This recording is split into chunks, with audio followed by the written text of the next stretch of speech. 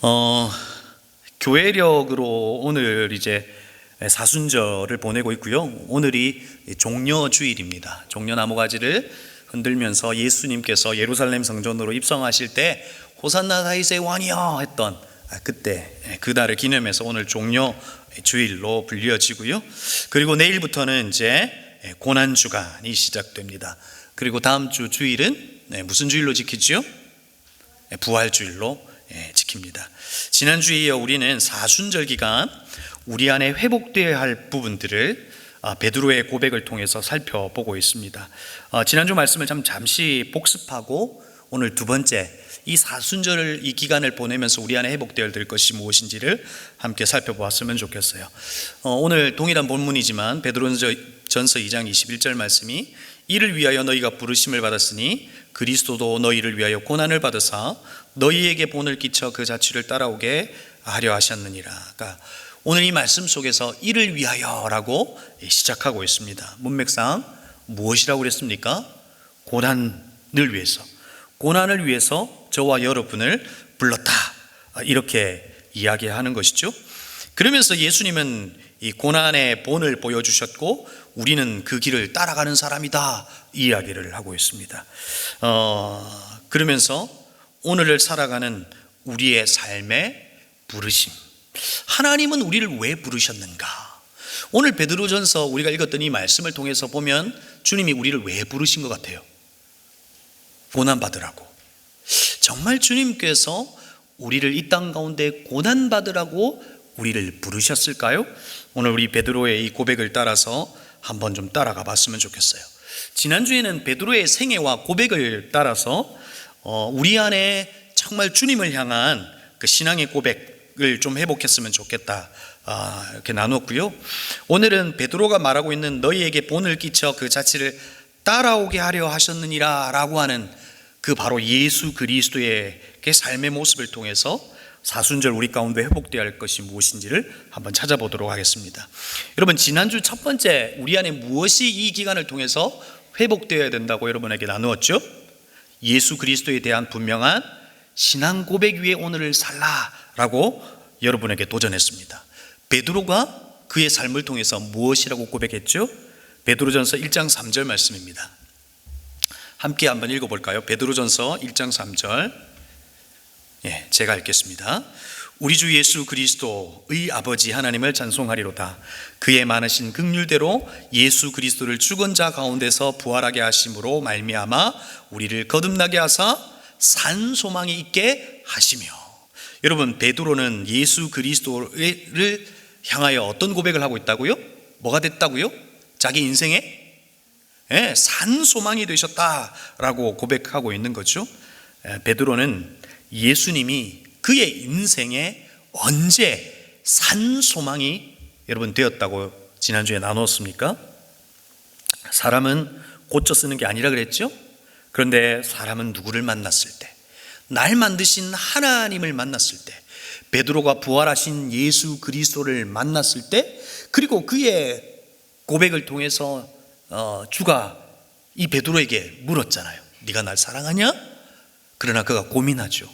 그 고민의 의미가 무엇입니까? 하나님, 난 내 힘으로 주를 사랑할 수 없습니다. 주님을 사랑하는 것조차도 은혜 없이는 당신을 사랑할 수 없다라고 하는 그 고백, 그 부활하신 그 주님을 만났을 때 바로 그 고백이 있었고, 바로 그 만난 그 자리에 그의 삶의 변화가 시작되었다는 것이죠. 여러분, 예수 그리스도가 저와 여러분의 산 소망이 되기를 주의 이름으로 축복합니다. 여러분, 고난주간이어서 여러분 지금 엄숙하신 거죠? 여러분에게 예수님이 산 소망이 되기를 주님의 이름으로 축복합니다. 좋습니다. 그러면서 여러분에게 팔복의 첫 번째, 예수님께서 우리에게 첫 번째로 외치셨던 그 말씀을 나누었습니다. 심령이 가난한 자는 복이 있나니 천국이 그들의 것이며 라고 예수님께서 말씀하시면서 심령이 가난한 자는 복이 있다고 말씀하셨습니다. 여러분, 여기에서 말하는 복이 뭐라고 그랬죠? 마카리오스라고 하는 이 복은 그냥 행복과 쾌락, 우리가 느끼는 그런 꽤 괜찮은 감정의 상태에 이르는 그런 복이 아니라 그랬습니다. 신만이 우리에게 부여할 수 있는 바로 그 복, 바로 이것이 마카리오스라고 여러분에게 이야기를 드렸습니다. 그러면서 여러분, 우리가 영어식 표현으로 God bless you라고 할 때 그때 그 bless는 무엇으로부터 나온 말이라고요? blood, 그렇죠? 피로부터 나온 말이라고요. 오늘 예수 그리스도께서 복이 있다라고 말하는 이 복은 바로 예수 그리스도의 피를 전제로 한다는 겁니다. 예수 그리스도를 피를 통해서만 주시는 바로 그 복, 그것을 이야기하고 계신다는 겁니다. 바로 그 복이 저와 여러분에게 있다 하는 겁니다. 바로 그 주님을 만난 이에게 어떤 일이 벌어집니까? 이 마음에 대한 완전한 파괴가 일어나는 겁니다. 옛사람, 옛자에 대한 그 모든 파괴가 일어나고 우리 안에 어떤 일이 벌어지는 겁니까? 새로운 마음이 창조되는 겁니다. 새로운 질서가 시작되고 우리 안에 예수 그리스도가 산 소망이 되신다라고 지난주 여러분에게 나누었습니다. 그런데 여러분, 예수 그리스도가 우리의 산 소망이 되신데 여러분, 우리의 다짐이나 결단으로 되는 것이 아니라고 그랬습니다. 예수께서 소망이 되시는 그 원천이 뭐라고 베드로가 우리에게 알려줬습니까? 베드로전서 1장 2절에서 곧 하나님 아버지의 미리 하심을 따라 택하심을 받은 자들에게, 주님의 미리 하심과 그의 택하심으로 우리가 하나님을 나의 구주로, 예수 그리스도를 나의 구주로 부를 수 있게 되었다는 거예요. 그리고 이어 나오는 3절 말씀에는 그의 많으신 긍휼대로, 내 안에 있는 그 어떠함이 아니라 예수 그리스도께서 저와 여러분을 향한 많으신 긍휼대로, 그분이 우리를 향한 불쌍한 마음이 저와 여러분을 구원케 했고 예수 그리스도를 나의 구주로 고백하며 우리 안에 구원이 있다, 그분이 우리의 소망이 되셨다 하는 이야기를 나눴습니다. 그래서 저는 우리의 신앙의 고백 위에 이 예수 그리스도를 나의 구주라고 고백하는 이 심령이 가난한 자가 된 이 삶의 사건을 이렇게 표현합니다. 나와 하나님의 역사에 줄잇기를 하셨다. 무슨 말입니까? 하나님께서 하나님과 우리의 끊어진 그 관계를 예수 그리스도의 그 십자가의 보혈로 연결해 주셨습니다. 끊어진 그 관계를 연결해 주셔서 우리를 속박하신 것이 아니라 우리에게 자유를 주시고 영생을 주시고 구원을 주시고 이 모든 일들이 일어났다 하는 겁니다. 하나님께서 그 하나님의 영원한 시간과 우리의 일생이라고 하는 것을 연결시키셔서 하나님의 영원한 것을 우리에게 주셨다는 거예요. 어떤 이에게? 심령이 가난한 자, 마치 절벽에서 그 어떤 것도 붙잡을 수 없는 상태에서 주님을 붙드는 바로 그 심령이 가난한 자에게 하나님의 영혼과 우리의 일생을 연결시키셨다. 여러분, 감격이지 않습니까? 그것이 우리 안에 일어났던 일이라는 겁니다. 오늘 베드로가 고백하는 예수님의 자취를 따라가는 삶, 그러면 그분의 삶을 따라가는 삶은 어떤 삶일까요? 알렉세이드 맥킨타이어는 이런 말을 남겼습니다. 나는 어떤 삶을 살 것인가 하는 문제는 나는 어떤 이야기의 일부가 될 것인가를 결정하는 것이다. 여러분은 어떤 이야기의 일부가 되기로 결정하셨습니까? 여러분의 인생의 이야기가 어떤 인생의 이야기의 일부가 되기로 결정하셨냐 하는 겁니다. 어제 오후에 청년을 만나고 돌아오면서 이런 생각을 했어요. 하나님, 제가 누군가의 이야기 속에 들어와 있네요. 그러니까 여러분들과 관계하고 있다는 건 어떤 거예요? 여러분의 이야기 속에 제가 지금 들어온 거예요. 침범한 거예요. 그러면서 그 이야기 속에서 어떤 영향력이 될까 하는 생각을 한 거예요. 하나님, 내가 이들의 이야기 속에 어떤 영향력이 되고 있나요? 라고 하는 질문을 하게 된 거죠. 여러분은 어떤 이야기의 일부가 되기로 결정하셨습니까? 저와 여러분이 부활하신 주님을 만나고 통일한 것은 무엇입니까? 하나님의 그 구속사역의 이야기의 일부가 사실은 되었다는 겁니다. 그래서 오늘 베드로는 저와 여러분의 정체성을 베드로전서 1장 1절의 말씀을 통해서 무엇이라고 밝혀주었습니까? 베드로전서 1장 1절의 말씀이죠. 예수 그리스도의 사도 베드로는 본도, 갈라디아, 갑바도기아, 아시아와 비두니아에 흩어진 나그네라고 그랬습니다. 여러분, 여기에서 편지를 쓸 때 흩어진 나그네는 누구를 이야기하죠? 저와 여러분을 이야기하고 있는 겁니다. 바로 디아스포라라고 그랬습니다. 디아는 뭐라 그랬습니까? 뿌려서, 스포라는 흩어지다. 저와 여러분을 주님께서 택하시고 그리고 저와 여러분을 뿌려서 흩어지게 하셔서 이 땅에 살아가는 수많은 사람들과 엉키고 설키고 엮여서 그 속에서 이야기를 만들어내기를 원하셨다는 겁니다. 그런데 여러분, 우리의 이야기의 주제가 무엇이냐 여러분에게 묻고 싶습니다. 하나님과 연결되어 이 땅 가운데 디아스포라로 하나님과 우리 사이에 그리고 이 세상에 살아가는 그 어떤 이들과 함께 이야기를 만들어 가는데 그 이야기의 주제가 뭐냐는 거예요. 1번 100평 아파트 만들기, 2번 건물주 되기. 그런 것으로 하나님께서 우리를 부르셨을까요? 여러분, 우리의 이야기의 주제는 하나님 나라라는 것입니다.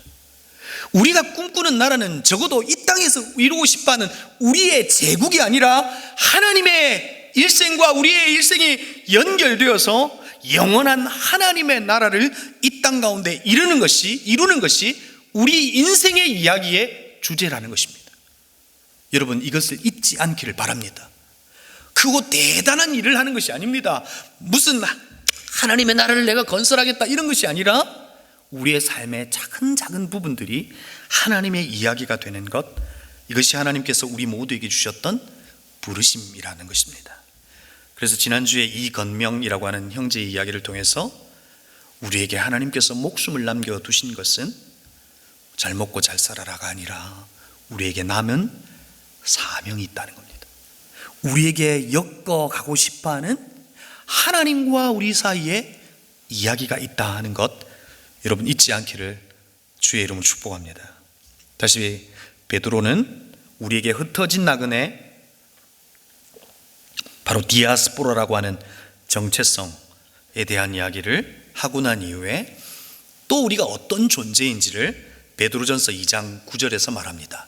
우리 한번 말씀을 보여주실까요?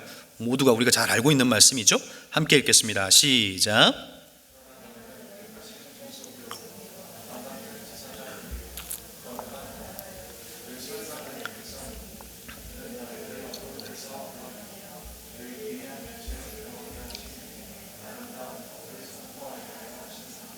우리는 이 땅 가운데 디아스포라로 흩어 뿌려질 겁니다. 그 흩어 뿌려진 자리에서 우리는 하나님의 아름다운 덕을 선포하는 겁니다. 우리 안에 무엇이 들어온 거죠? 그의 기이한 빛이 들어왔기 때문에. 여러분, 이걸 쉽게 풀면 어떤 겁니까? 너희 안에 예수가 있는데 너의 정체성은 너희 안에 예수를 주는 겁니다. 주는 거라고 이야기하고 있는 겁니다. 우리 안에 빛이신 예수 그리스도를 우리가 아무리 가리려고 해도 가려지지 않습니다. 그 빛은 드러나게 되어 있다는 겁니다. 바로 우리 안에 있는 빛이신 예수 그리스도를 나누어 주는 것, 바로 이것이 저와 여러분의 정체성이라고 이야기하는 겁니다. 왜 세상이 교회를 비난하고 있습니까? 아무리 찾아봐도 그 빛이신 예수 그리스도가 보이지 않는 겁니다. 아무리 찾아봐도 그리스도인들에게 하나님의 살아계심에 대해서 보여지지 않는다는 거죠. 자, 그러면 베드로는 우리의 정체성을 이렇게 말하고 어떤 삶을 살기를 원할까요? 분명히 그는 우리가 거룩한 하나님의 나라의 백성이라고 이야기합니다. 영원한 왕같은 제사장이라고 이야기하면서 오늘 우리의 본문의 말씀처럼 그리스도를 위하여 고난을 받으사 너희에게 본을 끼쳐 그 자취를 따라오게 하려 하심이라. 우리는 예수 그리스도를 따라가는 이라고 이야기하고 있습니다. 그러면서 베드로는 우리의 삶의 목표에 대한 이야기를 베드로전서 1장 16절에서 이야기합니다. 뭐라고 밝힙니까? 기록하였을 때 내가 거룩하니 너희도 말아 너희도 거룩할지어다 라고 말씀하십니다. 여러분, 이 말을 들으면 여러분은 어떤 생각이 드십니까? 하나님 괜히 하나님과 연결되어서 고난 받으라 그러시고, 거룩한 거 보통 힘든 일이 아닌 것 같은데 거룩한 삶을 살아라 그러고 진짜 예수 믿는 거 힘드네 뭐 이런 생각 여러분 하시죠? 여러분 안 하시나요? 전 그랬어요. 참 주님 부담스럽다. 고난 받으라 그러고 거룩하라 그러고 우리의 삶의 목표가 차라리 성공이라 그러면 꽤 괜찮은 사람 되는 거라 그러면 쉽게 할 수 있을 것 같은데, 우리의 삶의 목표를 베드로를 통해서 거룩이라고 하신다면 주님, 내가 도대체 그걸 어떻게 할 수 있냐고 우리는 그렇게 하나님 앞에 말할 수 있지 않을까요? 그런데 여러분, 베드로전서 1장 16절에서 말하고 있는 이 거룩하라 라고 하는 이 말은 레위기 11장의 말씀을 인용한 말씀입니다. 하나님께서 하신 말씀인데, 하나님께서 우리의 인생의 목표를 거룩이라고 하셨는데, 근데 왜 거룩이라고 하셨을까 하는 거예요. 뭐 때문에 우리를 거룩하게 하셨냐고요. 뭐 하시기 때문에? 내가 거룩하니. 주님이 거룩한데 내가 거룩하니까 너희가 거룩해야 된다고 이야기하는 거예요. 여러분, 이 말의 의미는 무엇입니까? 나를 위해서 너희들이 거룩해야 고난받을 수 있다, 이런 걸까요? 아닙니다. 주님이 거룩하신데 우리가 거룩해야만 그분과 무엇할 수 있습니까? 동행할 수 있습니다. 주님과 동행할 수 있다는 겁니다. 이것이 주님이 우리를 향한 사실은 목표였습니다. 하나님과 도저히 연결될 수 없는 우리에게 내가 거룩한데 너희도 거룩하게 되어서 너와 내가 연결되고 동행하고 싶다는 겁니다. 그러면서 너의 인생에게 준 동일한 주제인 하나님의 나라를 나와 함께 그 이야기를 만들며 아름다운 덕으로 살아가기를 원한다는 겁니다.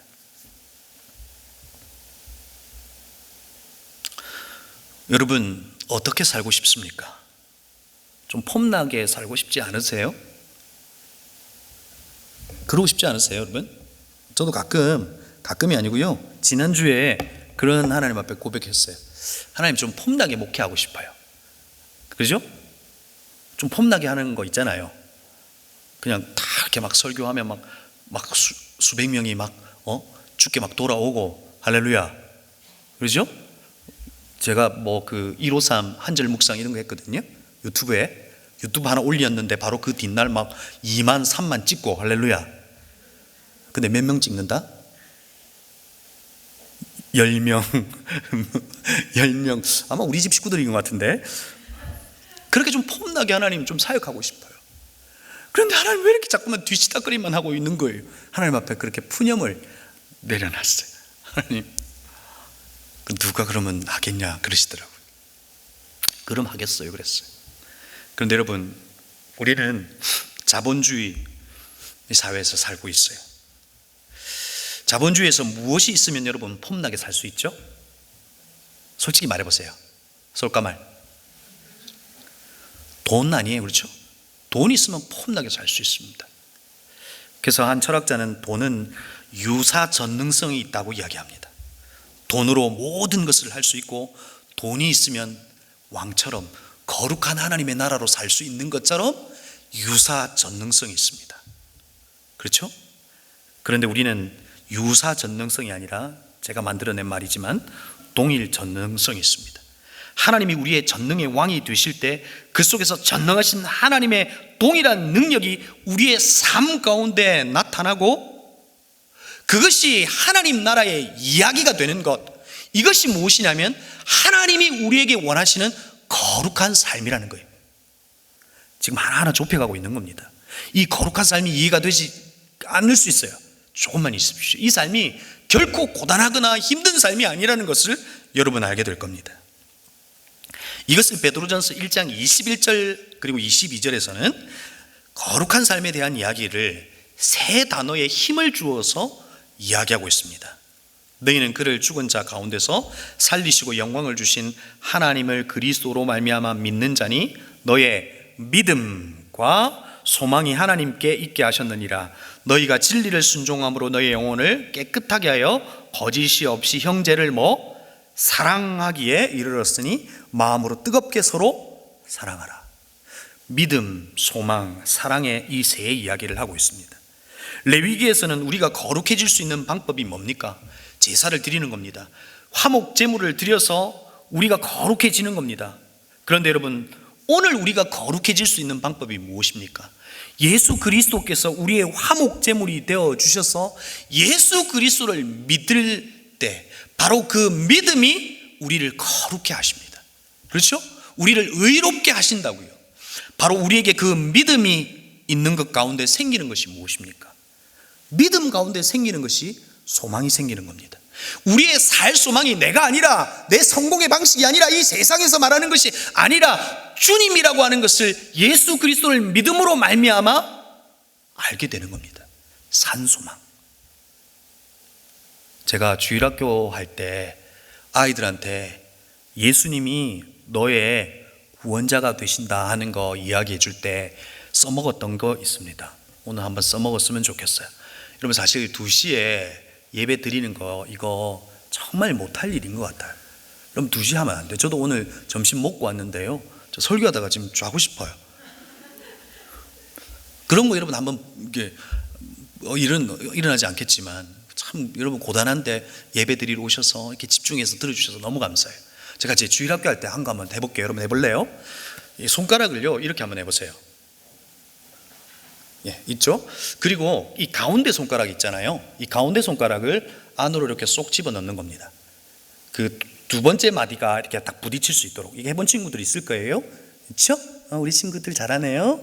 자, 주일학교 때 했던 거예요. 그러니까 엄지손가락을 이렇게 움직여 보면서 따라합니다. 아빠 없이도 살 수 있어요. 따라 해보세요.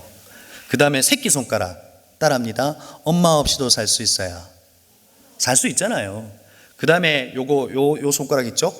요거 이렇게 막 손가락질하는 거 따라 할게요. 친구 없이도 살 수 있습니다. 예, 뭐 목사 없이도 살 수 있고, 친구 없이 살 수 있고, 목자 없이 다 살 수는 있어요. 그렇죠? 자, 그런데 하나, 둘, 셋, 네 번째 손가락 있죠? 요거 움직여 보세요. 딱 이게 한 상태에서 움직여지는 사람은 제가 선물 쏠게요. 선물 쏴야 되나 아니면 병원을 데려가야 되나? 손 들어보세요. 그래요? 오케이, 나중에 한번 확인할게요. 자, 이 손가락은 무슨 손가락이냐면요, 예수님 손가락이에요. 주일학교 할 때 안 움직이잖아요. 붙어 있어야 되잖아요. 예수 따라하세요. 예수님 없으면 살 수 없다고요. 붙어 있어야 된다고. 참 유치하죠. 제가 이야기해도 좀 유치하긴 해요. 예수 그리스도를 믿는 믿음 안에서 소망이 생긴다고요. 그분이 우리의 살 소망이 생긴다고요. 하나님을 소망하며 살아가는 존재가 된다고요. 그러면서 거룩한 삶은 어떤 삶으로 드러나냐면, 사랑이신 예수 그리스도와 같이 이 땅에서 사랑하는 방식으로 그분의 거룩하심이 우리로 하여금 드러난다고요.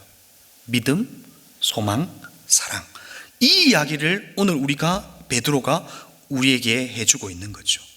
바로 예수 그리스도께서 우리를 사랑하셨던 그 사랑으로 타인을 사랑하면서 살아가는 삶이 거룩한 삶이라고요. 지금 조금씩 좁혀져 가고 있어요. 이제 여러분에게 본론을 이야기하고 결론을 이어서 바로 이야기할게요. 그럼 예수님의 생애를 통해서 보여주신, 우리가 따라가야 할 베드로전서에서 말하는 그 예수님의 그 발자취, 어떤 삶이었을까요? 예수님이 사셨던 삶이 힌트 아닐까요? 예수님이 살았던 것처럼 살면 되는 거 아닌가요? 여러분, 예수님의 삶은 어떤 삶이었어요?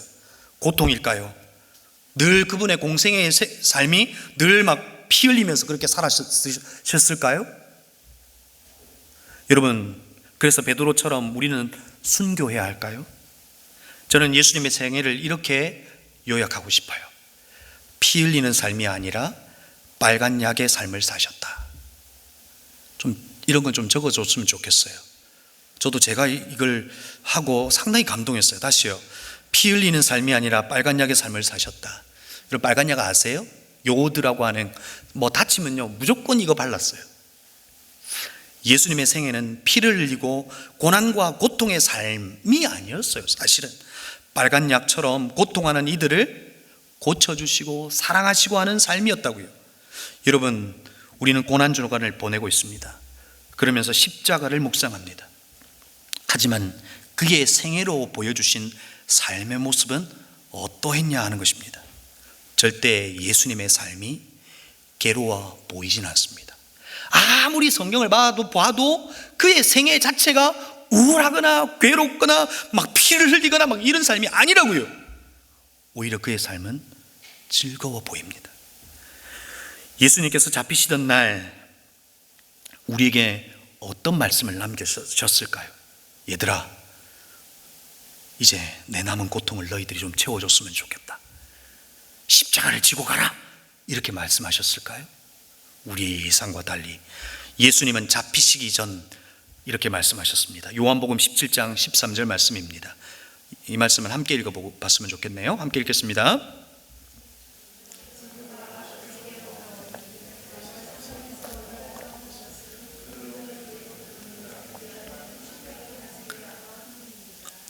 십자가 져라, 이게 아니었어요. 그들로 내 기쁨을 그들 안에 충만히 가지게 하려 함이라. 너희들 기뻤으면 좋겠다는 거예요. 내가 기쁨인데 너희들 안에 내 기쁨이라고 하는 내가 있으니 그 기쁨의 충만함으로 기쁨으로 살았으면 좋겠다, 이렇게 말씀하시는 거예요. 여러분, 죽기 직전에 어떻게 이런 말씀을 하실 수 있습니까? 바로 이것이 예수 그리스도의 진심이고 이 땅을 살아가는 우리 청년들과 이 땅을 살아가는 성도들의 삶이라는 거예요. 십자가를 지면서 그렇게 고단하고 슬프고 막 그런 인생이 아니라 주님이 우리의 기쁨이 되셔서, 비록 우리는 고난중환을 보내면서 십자가를 묵상하고 그의 패션, 고통을, 고난을 묵상하고 있지만 정작 우리가 살아내야 될 삶은 고난을 뚫고 부활하신 예수 그리스도께서 우리에게 주셨던 바로 그 기쁨으로 이 땅 가운데 살아가기를 원하신다는 거예요. 베드로가 도전하고 있는 예수님의 발자취가 어떤 삶이었을까요? 그의 생애를 잠깐 볼까요?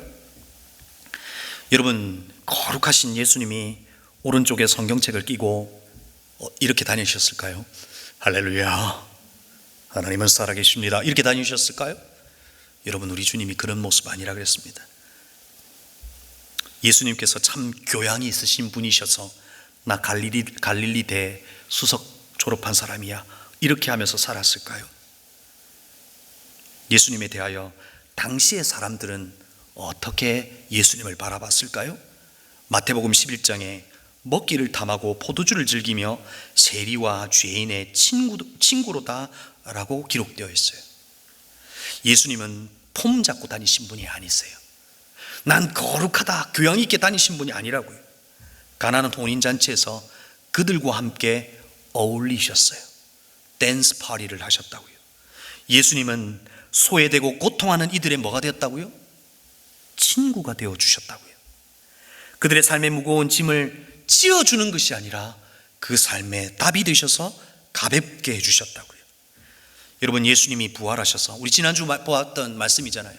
예수님께서 부활하셔서 베드로를 만나셨어요. 뭐 하셨어요?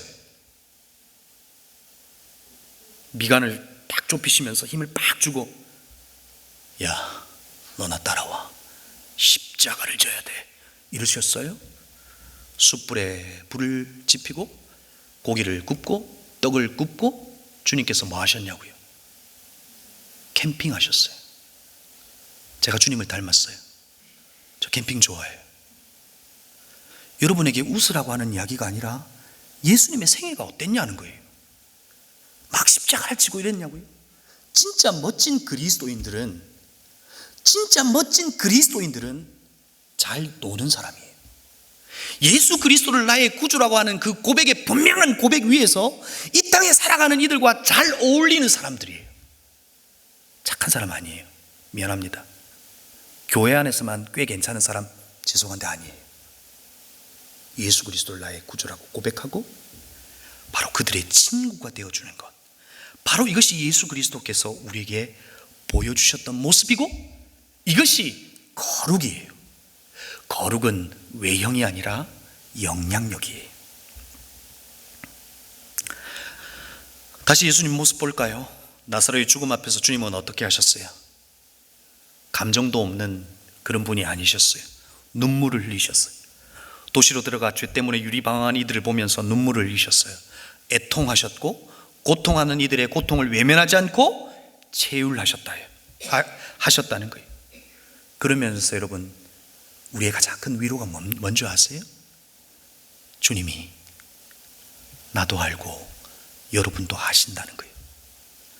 여러분에게 있는 그 고통 주님이 체휼하시고 하시고 함께 아파하신다는 거예요.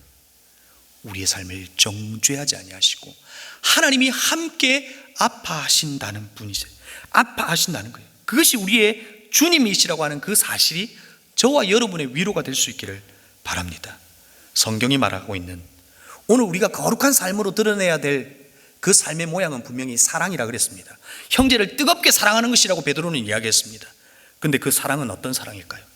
저는 성경에서 보니 그 사랑은 love가 아니라 오히려 영어로 말하면 compassion에 가깝습니다.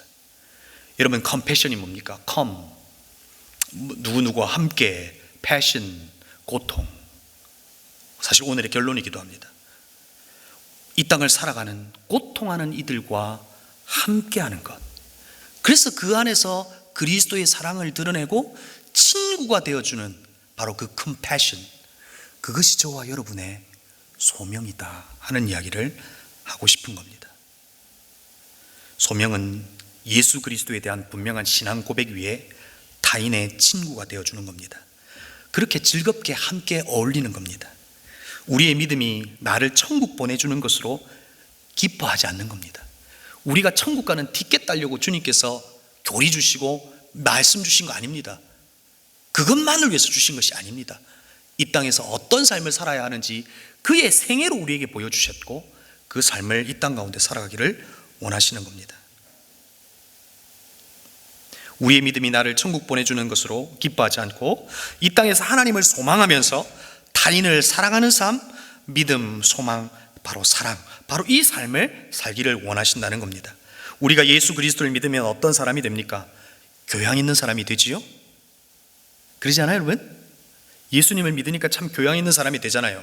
그런데 여러분, 만약에 우리가 예수 그리스도를 믿어서 교양 있는 사람, 꽤 괜찮은 사람, 성공하는 사람이 되었다면 예수 그리스도가 가셨던 그 사순절, 고난주간, 그 십자가와 부활은 우리의 무엇 때문에 존재하는 거예요?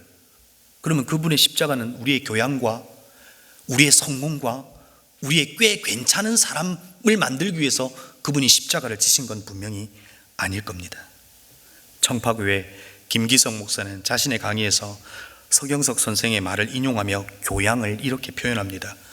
교양은 타인의 고통을 상상할 수 있는 능력이다 라고 말합니다.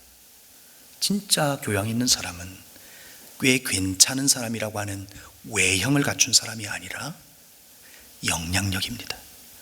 타인의 고통을 상상할 수 있는 그 능력, 바로 그 컴패션을 가지고 있는 사람이 바로 주님이 원하시는 교양 있는 사람, 거룩한 사람이라고 하는 것을 여러분에게 이야기해 주고 싶은 겁니다.